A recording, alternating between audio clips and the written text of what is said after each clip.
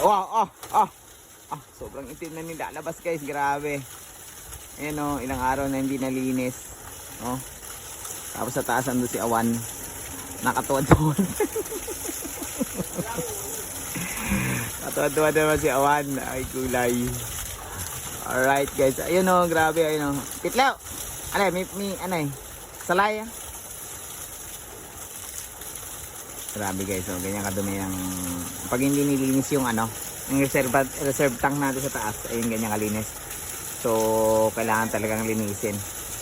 At binobomba niya ng motor sa taas para matanggal yung mga dumi doon. So ayan o, sobrang itim na lumalabas.